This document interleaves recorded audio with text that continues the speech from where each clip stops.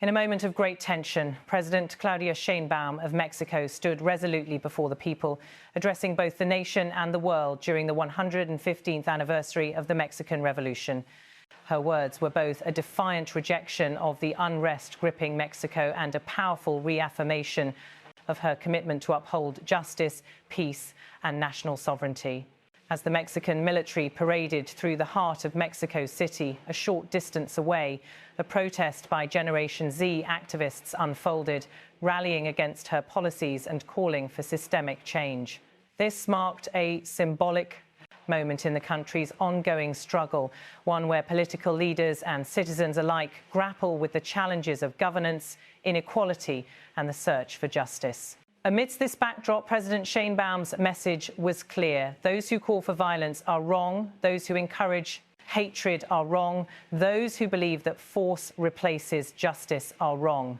Her words resonated with the deep-seated belief that true leadership is not about using power to silence dissent, but about finding peaceful resolutions to conflict. It was a direct response to those who had called for increased militarization and force to suppress opposition, a call that was growing louder across the country. The president's stance on violence was not merely about rejecting the current calls for it, but about reaffirming a core principle of her administration. Justice and peace must be built on respect, understanding, and adherence to the rule of law. We will not bow to the interests of those who once held power or enjoyed privileges, she continued. This was a sharp rebuke to the forces in Mexico and abroad who, in her view, sought to undermine her government through both political and economic means. Sheinbaum's reference to the historical struggles of Mexico was particularly poignant.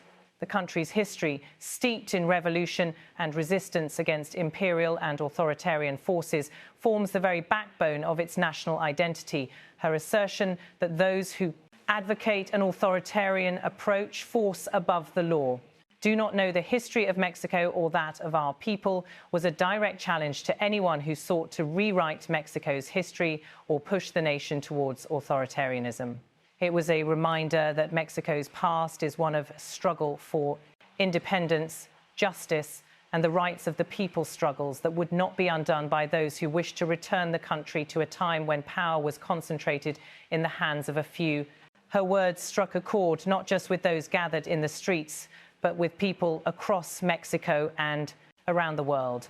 For many, the call for unity and peace was a beacon of hope amid the turbulence, as Mexico faces not only internal unrest but also external pressures from foreign interests.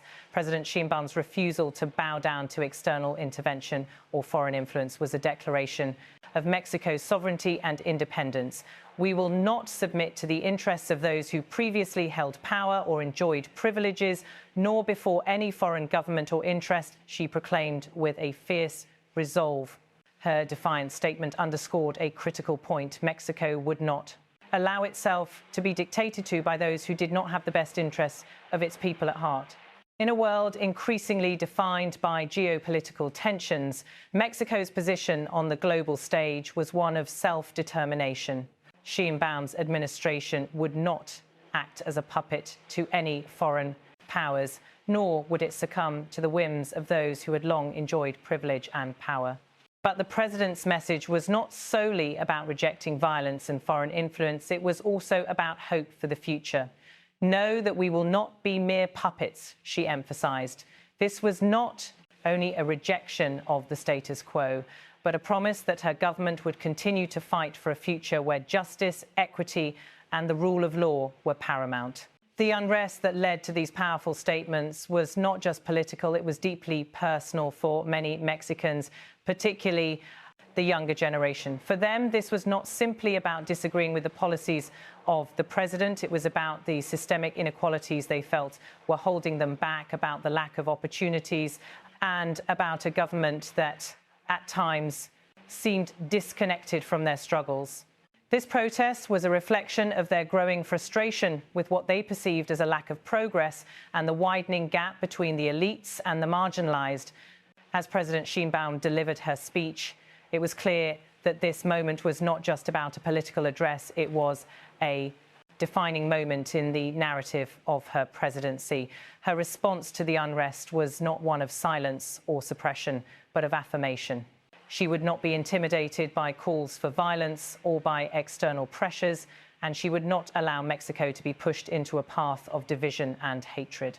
Instead, she called for unity and dialogue, emphasizing that the future of Mexico should be shaped by the collective will of its people, not by the forces of division and discord. Those who call for violence are mistaken. Those who encourage hatred are mistaken, she said, urging the country to rise above the calls for destruction and to instead embrace the spirit of cooperation and peace.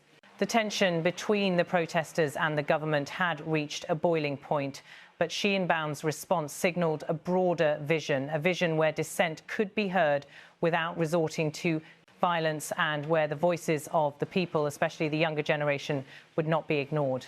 It was a call for a more inclusive democracy, one that took into account the voices of all citizens, not just those who were already in positions of power. Yet her speech also sent a message to those who might seek to destabilise the country for their own gain. Mexico, under her leadership, would not be swayed by external pressures or internal forces seeking to turn the clock back on progress. It was a reaffirmation of Mexico's sovereignty and its right to determine its own path, without interference from any outside entity. We will not bow to the interests of those who once held power or enjoyed privileges, nor before any foreign government or interest, Sheinbaum declared, leaving no room for doubt about her resolve. As she concluded her address, the words she had spoken would echo far beyond the military parade and the protests in Mexico City. They would resonate with those in the streets, those watching from afar, and with the generations to come.